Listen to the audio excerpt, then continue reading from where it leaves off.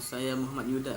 Umur saya 21 44 8. Saya mahasiswa di Sekolah Tinggi Agama Islam Negeri Sultan Abdurrahman Kepulauan Riau. Di sini saya akan mengerjakan tugas UAS mata kuliah ilmu tasawuf yang diampu oleh Ibu Maisaratul Husna.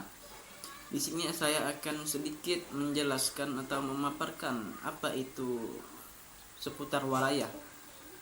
Jadi walayah atau walaya dari bahasa Arabnya itu wilayata, yang berarti perwalian atau pemerintahan. Sebuah konsep umum dari keyakinan Islam dan juga kata kunci dalam Syiah yang antara lain mengacu pada sifat dan fungsi imamah. Wilayah adalah kata yang suatu kekuatan memberikan otoritas atau perwalian kepada seseorang, komunitas atau negara yang berada di bawah pengarahan dan pemerintahan atas nama orang lain. Wali adalah seseorang yang memiliki wilayah, otoritas atau perwalian atas orang lain. Misalnya dalam fikih, seorang ayah adalah wali anak-anaknya. Kata wali memiliki kepentingan khusus dalam kehidupan spiritual Islam dan digunakan dengan berbagai arti yang berkaitan dengan fungsinya yang berbeda yang meliputi kerabat terdekat, sekutu, teman, pembantu, wali, pelindung dan orang suci. Definisi dari wali. Kata wali berasal dari bahasa Arab yaitu al-wali, muannasnya al-waliyah, dan bentuk jamak dari jamaknya ada al-auliya.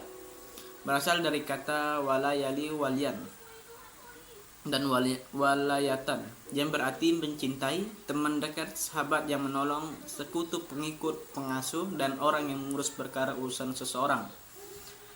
Adapun yang dimaksud perwalian dalam terminologi para fuqaha sebagaimana dirumuskan oleh Wahbah Az-Zuhaili ialah kekuasaan atau otoritas yang dimiliki seseorang untuk secara langsung melakukan suatu tindakan sendiri tanpa bergantung atau terikat atas izin orang lain. Secara garis besar perwalian dibagi menjadi 3 macam, yaitu yang pertama ini perwalian terhadap jiwa, al-walayah al-nafs, yaitu perwalian yang berkaitan dengan pengawasan terhadap urusan yang berhubungan dengan masalah-masalah keluarga seperti perkawinan, pemeliharaan pendidikan anak, kesehatan dan aktivitas anak keluarga yang hak pengawasannya berada di tangan ayah, kakek dan para wali yang lain. Kedua, perwalian terhadap harta, yaitu al-walayah alal mal, yaitu perwalian yang berhubungan dengan ihwal pengelolaan kekayaan tertentu dalam hal pengembangan, pemeliharaan, pengawasan dan pembelanjaan. Selanjutnya perwalian terhadap jiwa dan harta, al-walayah alan nafsi wal mal ma'an, yaitu perwalian yang meliputi urusan-urusan pribadi dan harta kekayaan. Kekuasaan ini hanya berada di tangan ayah dan kakek. Yang ketiga, syarat dari wali. Yang pertama ini Islam. Tidak sah seorang wali apabila tidak beragama Islam atau non-muslim. Selanjutnya telah dewasa dan berakal sehat. Artinya anak kecil atau orang gila tidak berhak menjadi wali, dikarenakan orang dewasa dan berakal sehat ini ialah orang yang dibebani hukum dan dapat mempertanggungjawabkan perbuatannya. Selanjutnya laki-laki. Adapun yang menjadi wali ialah pihak laki-laki. Perempuan tidak diperkenankan. Ulama Hanafiyah dan Syiah Imamiyah berbeda pendapat dalam hal ini. Menurut mereka, perempuan yang telah dewasa dan berakal sehat dapat menjadi wali untuk dirinya sendiri dan dapat pula menjadi wali untuk perempuan lain yang mengharuskan adanya wali. Selanjutnya, merdeka.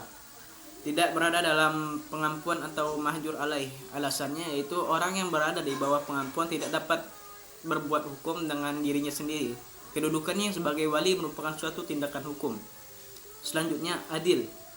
Dalam hal ini, adil yang dimaksud ialah tidak pernah terlibat dengan dosa besar dan tidak sering terlibat dengan dosa kecil, serta tetap memelihara muruah atau sopan santun. Selanjutnya, tidak sedang melakukan ihram atau haji atau umrah. Mungkin begitu saja tentang seputar walayah. Terlebih kurang mohon maaf. Assalamualaikum warahmatullahi wabarakatuh.